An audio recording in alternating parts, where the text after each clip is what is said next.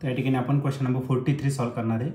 The potential on the plate of capacitor are +20 volt and -20 volt. The charge on the plate is 40 coulomb. The capacitance of the capacitor is. Okay, तर potential difference दिलेले आहे दोन्ही प्लेटवरती. एकाची +20 volt आहे, दुसऱ्या याच्यावरती -20 volt दिलेला आहे आणि प्रत्येक प्लेटवरती जे चार्ज आहे ते आहे 40 कुलम इतके. तर आपल्याला कॅपॅसिटन्स ऑफ कॅपॅसिटर या ठिकाणी फाइंड करायचा आहे. आणि हा जो क्वेश्चन आहे तो 2023ला आलेला होता. याच्या 4 ऑप्शनपैकी पहिलं जे ऑप्शन आहे ए ते आहे 2 फॅराड, दुसरं जे ऑप्शन आहे बी ते आहे 1 फॅराड, तिसरं सी ऑप्शन आहे 4 फॅराड आणि लास्टचं डी ऑप्शन आहे 0.5 फॅराड. तर या 4 ऑप्शनपैकी या क्वेश्चनचं करेक्ट आन्सर काय असेल तर याला आपण सॉल्व करू आणि मग डिसाईड करू. तर या क्वेश्चनमध्ये आपल्याला पोटेन्शियल दिलेलं आहे कॅपॅसिटर प्लेटवरती.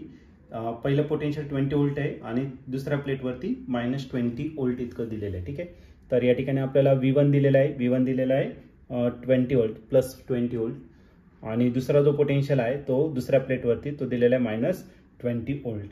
याच्यावरून आपल्याला पोटेन्शियल डिफरन्स कॅल्क्युलेट करता येईल आणि हा जो पोटेन्शियल डिफरन्स आहे तर हा घ्यावा लागेल आपल्याला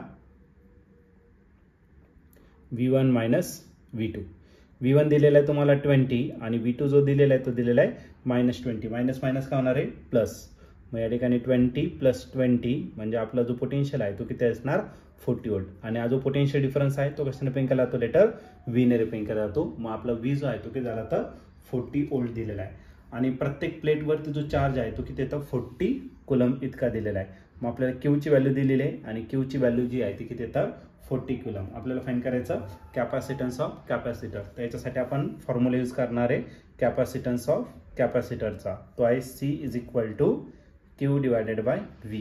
ओके, तर C as it is put करणार. या Qची जी व्हॅल्यू आहे ती किती येतं 40 आणि जो पोटेन्शियल डिफरन्स आहे तो पोटेन्शियल डिफरन्स किती आला 40. 40ला 40 ने जर डिवाइड केलं तर आन्सर येणार आहे 1. मग कॅपॅसिटन्स जो असणार तो किती असणार 1 फॅराड एवढं त्याचा कॅपॅसिटन्स असेल. आणि या ठिकाणी तुम्ही ऑप्शन जर बघितलं तर ऑप्शन नंबर बी जो आहे तो या ठिकाणी आपला करेक्टली मॅच या ठिकाणी भेटतोय. मग या क्वेश्चनचं जे आन्सर असणार आहे तो ऑप्शन बी आणि ऑप्शन बी म्हणजे काय C = 1 फॅराड.